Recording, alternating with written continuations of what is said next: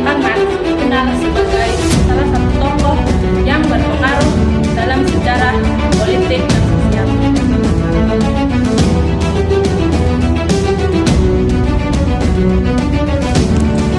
Di kota besar terdapat dua dunia yang berbeda. Pak Rudi, ia adalah seorang pengusaha sukses, hidup di rumah yang mewah dengan rumah yang megah dan mobil sport.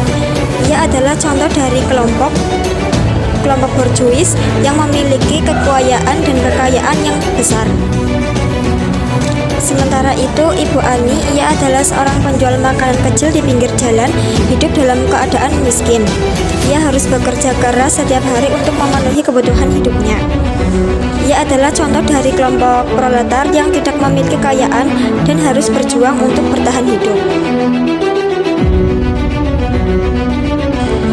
Hari ini, suara para buruh masih menggema di jalanan. Dengan spanduk dan semangat, mereka menuntut satu hal yang sederhana, yakni keadilan upah. Namun, di balik teriakan itu tersimpan kenyataan pahit. Mereka bekerja penuh waktu, tapi hidup mereka masih di bawah garis sejahtera.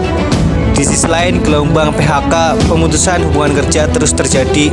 Perusahaan-perusahaan besar dengan keuntungan miliaran bisa dengan mudah memecat ribuan pekerja dengan alasan efisiensi.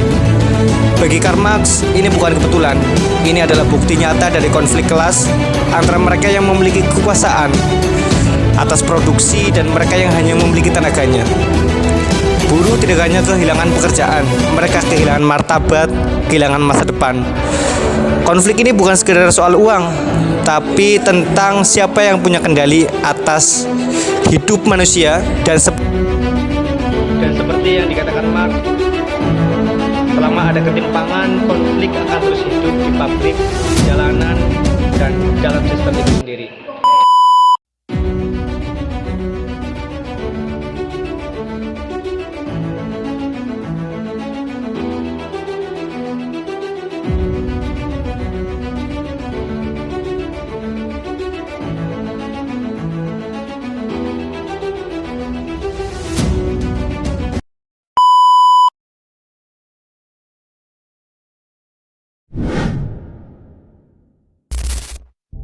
Pernah gak sih lo ngerasa kerja keras tapi gak pernah cukup, bangun pagi pulang larut tapi tetap hidup di tepian redup?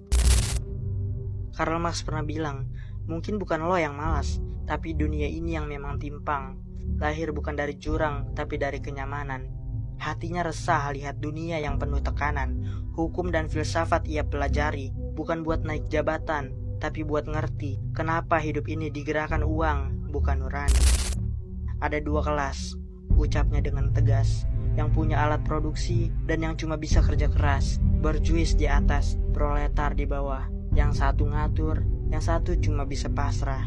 Lo pikir lo bebas, padahal lo dikendalikan sistem yang halus dan cerdas. Bahkan pikiran lo pun bisa dibentuk pasar tanpa lo sadar.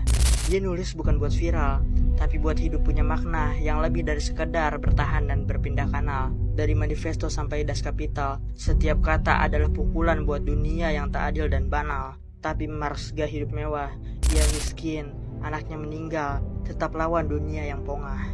Di pengasingan, dia menulis, di lorong gelap, dia menyalakan sumbu analisis. Hari ini, mungkin namanya dilupakan, tapi ketimpangan yang dia teriakan masih jadi kenyataan. Jadi, kalau lu ngerasa dunia gak adil dan lo sendirian, lu harus ingat, perubahan besar dulu juga dimulai dari keresahan. Follow akun ini kalau lu tertarik dengan pembahasan sosiologi kayak gini. Dari video tersebut menjelaskan bahwa setiap orang harus berani percaya diri dan memaksimalkan potensi dirinya.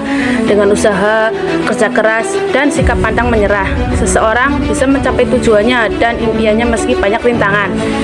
Selain itu, video ini juga memberikan pesan untuk setiap berpikir positif dan mau belajar dari kesalahan agar bisa berkembang lebih baik lagi di masa depan.